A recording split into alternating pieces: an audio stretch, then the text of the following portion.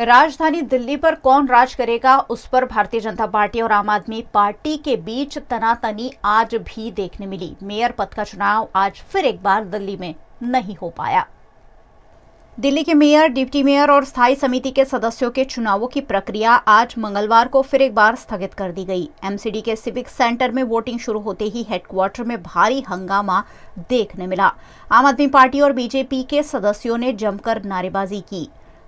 दोनों पार्टी के कार्यकर्ता बैरिकेड्स पर चढ़ गए और एक दूसरे पर बोतलें फेंकी। हंगामे के कारण सदन अनिश्चित काल के लिए स्थगित कर दिया गया। इससे पहले एमसीडी में 10 मनोनीत सदस्यों को शपथ दिलवाई गई। इस दौरान भी आप नेताओं ने जमकर नारेबाजी की। सामने भाजपा नेताओं ने भी जय श्री राम और भारत माता की जय के नारे लगाए।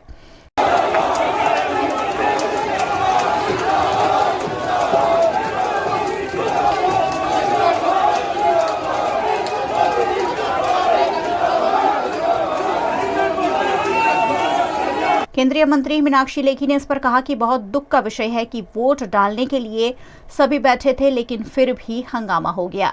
ऐसा नहीं होना चाहिए। लोकतांत्रिक प्रक्रिया का पालन होना जरूरी है। आम आदमी पार्टी ने मेयर पद के लिए शैली ओबरॉय, वहीं भाजपा ने रेखा गुप्ता को मैदान में उतारा है। ऐसे में राजधानी दिल्ली को एक महिला मेयर मिलना तय है।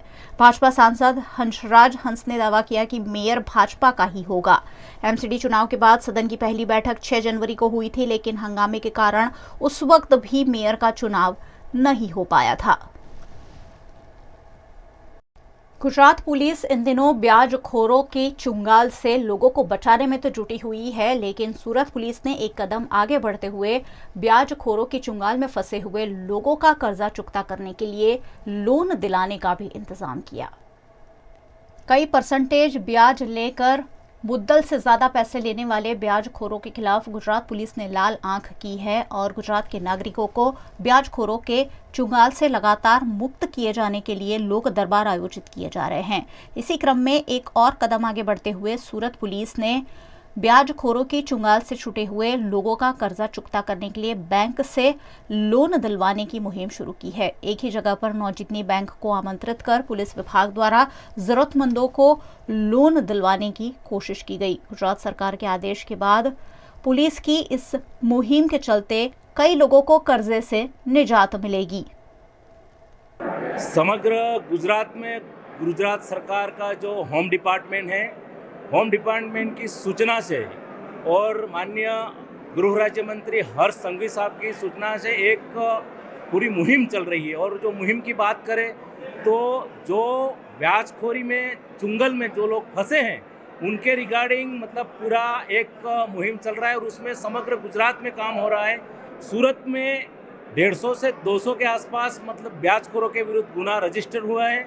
और अभी आप जो देख रहे हैं पीछे, वहाँ सूरत पुलिस ने बैंकिंग सेक्टर के साथ मिलके ब्याजखोरों की चुंगल में जो लोग फंसे हैं उसको निकालने के लिए जो सही लोन, सही परसेंटेज में जो लोन देते हैं उन लोगों को लोन देने के लिए यहाँ एक लोन मेला का आयोजन किया है।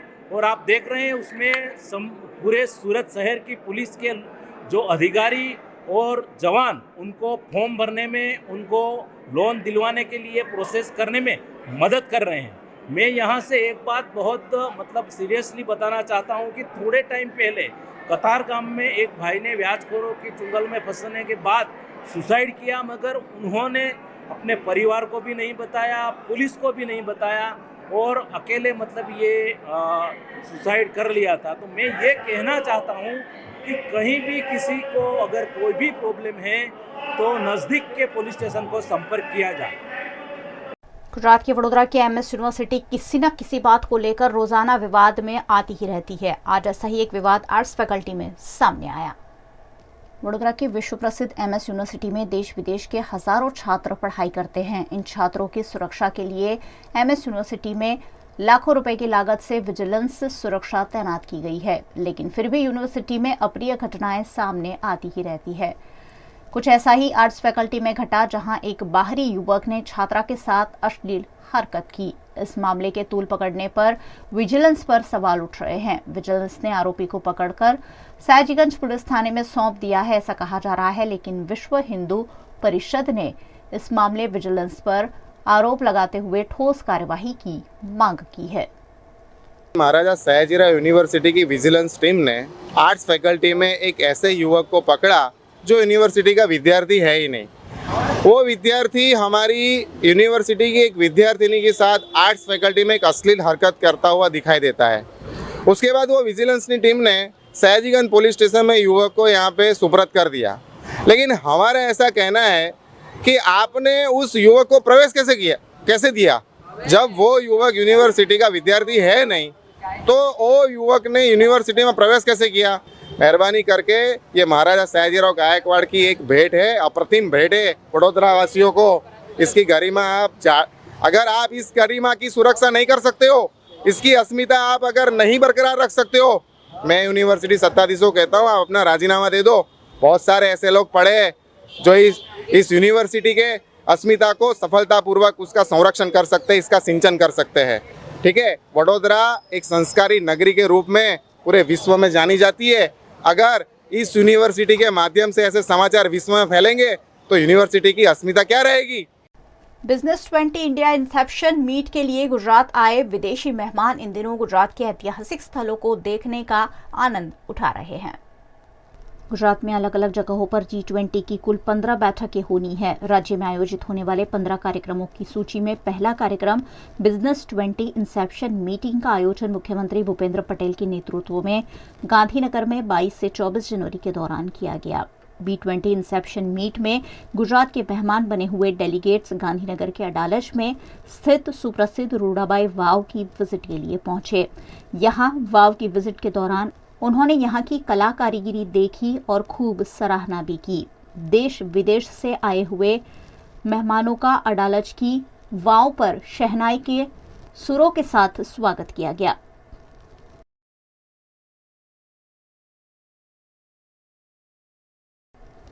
B20 इंडिया इंसेप्शन मीटिंग के लिए गुजरात आए राष्ट्रीय अंतर्राष्ट्रीय डेलीगेट्स ने विश्व स्तर पर फाइनेंशियल और IT सर्विस हब के रूप में विकसित हो रहे गुजरात के international financial tech city gift city का भी दौरा किया। डेलीगेट्स ने सबसे पहले गिफ्ट सिटी के बारे में जानकारी हासिल की। देश विदेश के डेलीगेट्स को गिफ्ट सिटी के automated waste collection plant, district cooling system और यूटिलिटी टनल जैसी आधुनिक और वर्ल्ड क्लास इंफ्रास्ट्रक्चर से अवगत कराया गया। विदेशी मेहमानों ने इन सभी प्रोजेक्ट को इंटरेस्ट के साथ देखा और काफी प्रभावित भी हुए।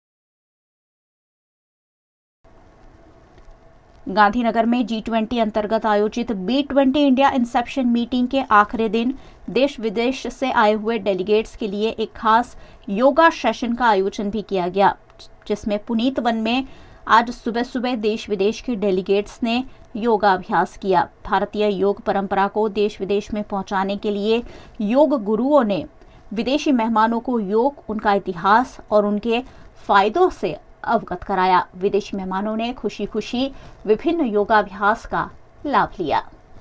तिरंगा भारत की राष्ट्रीय पहचान है। तिरंगे को सही रूप से फहराने के नीति नियम बनाए गए हैं, जिसकी जानकारी गुजरात के वडोदरा शहर में हरेंद्र सिंह दायमा प्रशिक्षण केंद्र द्वारा दी गई। गुजरात के वडोदरा शहर में हर बार राष्ट्रीय पर्वों पर हरेंद्र सिंह दायमा एक सच्चे देशभक्त के रूप में विभिन्न संस्थाओं को और व्यक्तियों को सही रूप से राष्ट्रध्वज लहराने पर प्रशिक्षण देते थे। राष्ट्रगीत का गान कैसा होना चाहिए, ये सारी ट्रेनिंग वडोदरा शहर के लोगों को दी जाती थी। 2021 के अगस्त महीने में हरेंद्र सिंह दायमा का निधन हो गया। उनके सम्मान में हरेंद्र सिंह दायमा राष्ट्रीय प्रशिक्षण केंद्र वडोदरा में शुरू किया गया है। 26 जनवरी नजदीक है और ऐसे में हरेंद्र सिंह दायमा राष्ट्रीय प्रशिक्षण केंद्र द्वारा वडोदरा के सरदार भवन में संस्थाओं को और कई व्यक्तियों को किस तरह से राष्ट्रध्वज लहराना चाहिए राष्ट्रध्वज की आन बान शान कैसे कायम रखी जा सकती है, उस पर मार्गदर्शन देते हुए राष्ट्रध्वज लहराने पर प्रशिक्षण दिया गया। हर वर्ष ये काम अखिल भारतीय सेवा दल द्वारा किया जाता था, जो इस बार भी हरेंद्र सिंह दाइमा के निधन के बावजूद उनके समर्थकों द्वारा जारी रखा गया। राष्ट्रध्वज लहराते समय किन पहलुओं पर ध्यान देना चाहिए, इन सारी बातों पर आज प्रशिक्षण शिविर आयोजित किया गया, जिसमें बड़ी संख्या में लोगों ने शिरकत की। सरदार भवन के अंतर्गत हरेंद्र सिंह दाइमा तालीम प्रशिक्षण केंद्र इस साल से हमने शुरू किया है हरेंद्र सिंह दाइमा जी के सम्मान में। तो इसका एक कार्यक्रम सरदार भवन में आयोजित किया गया था। यहाँ सब संस्था के लोग और सब प्रतिनिधि, आम जनता, स्कूल कॉलेज इत्यादि लोग सब ध्वजवंदन कैसे किया जाए, ध्वज कैसे लहराया जाए, उसके विभिन्न पहलुओं पर प्रकाश डालते हुए हमने सबको इस बारे में सूचित किया। ध्वजवंदन विधि कैसे हम अच्छी तरह से कर सकते हैं और ध्वज के सम्मान के लिए राष्ट्रध्वज, राष्ट्रगीत कैसे गाया जाए, ध्वज कैसे फहराया जाए और सबको जागृति हो, सबको उसका ज्ञान बढ़े और सब अच्छी तरह से ध्वजवंदन विधि कर सके 26 जनवरी को। इसलिए हमने सरदार भवन की ओर से ये तालीम रखी थी और हम सब ने उनको प्रशिक्षित किया और अच्छी माहिती दी। मैं 1998 से जुड़ी हुई हूँ। ये ध्वजवंदन का कार्यक्रम है, वो अच्छी बात है। सभी लोगों को जानकारी मिले कि सही राष्ट्रगीत कई तरह से के गाना है, क्योंकि लोग बहुत सारी गलतियाँ करते हैं। सिंध बोलते हैं, सिंधु बोलना है। बंगा बोलते हैं, बंग बोलना है। तरंगा बोलते हैं, तरंग बोलना है। और ऐसी गलतियाँ न हो, इसलिए हम सारे स्कूल में जाके सिखाते हैं। और वंदे मातरम गीत है, राष्ट्रगीत है, सभी हम लोग इसलिए सिखाना सबको चाहते हैं कि सब लोग सही तरीके से गाना गा सके।